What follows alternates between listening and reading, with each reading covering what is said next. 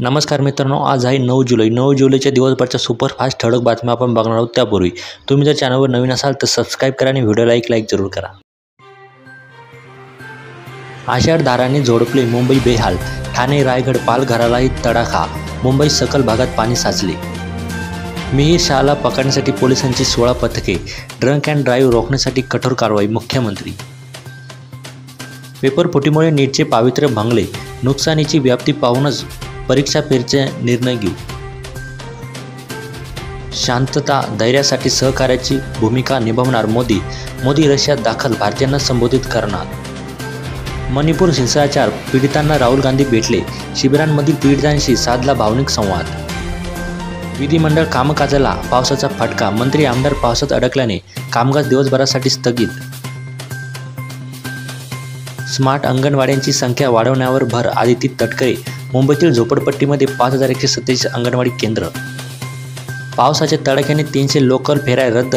प्रवाशांचे बेहाल. मुंबईत येणाऱ्या बहुतांश गाड्या मुंबईबाहेरच थांबा.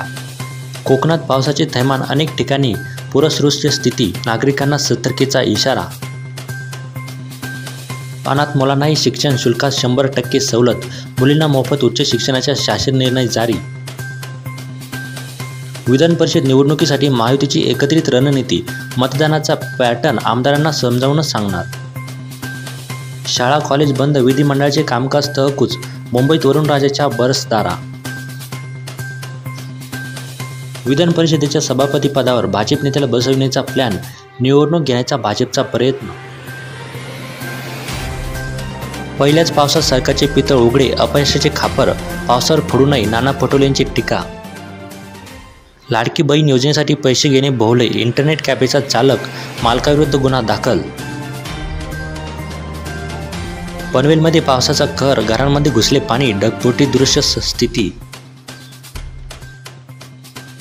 खासगी अभिमत विद्यापीठाच्या परीक्षासह 10वी-12वीच्या परीक्षा वगळल्या. पेपरफुटी कायदा सौम्य. काकांकडून पुतण्याला धक्का. नाशिकात अजित पवारांच्या पक्षात बंडखोरी. विधानसभेआधी हालचालींना वेग. मोदींच्या रशिया दौऱ्याकडे जग कसे पाहते. मोदी पुतिन भेटीत नेमके काय होणार. आषाढी सोहळ्याआधीच पंढरपुरात भाविक संतप्त. लक्ष्मण महाराज देशमुख यांचे थेट मुख्यमंत्र्यांना आवाहन. व्हीआयपींना दर्शन रांगेत पाठवा. लष्कराच्या वाहनावर दहशतवाद्यांचा हल्ला. काश्मीरमध्ये चकमक. 4 जवान शहीद, 4 जखमी. शरद पवार गटाला अधिकृत पक्ष म्हणून मान्यता. निवडणूक आयोगाचा निर्णय. खोट्या नरेटिव्हवर जिंकता येते हा विरोधकांचा फजील आत्मविश्वास. प्रवीण दरेकर यांचा विरोधकांवर टोला. राधाकृष्ण विखे यांच्या आश्वासनानंतर खासदार लंके यांचे आंदोलन स्थगित. आश्वासनानंतर आंदोलन तात्पुरते स्थगित. खासदार लंके यांची माहिती. ओबीसींचे आरक्षण संपवण्याचा घाट. मुख्यमंत्र्यांची पक्षपाती भूमिका. ओबीसी आरक्षण करते लक्ष्मण हाके.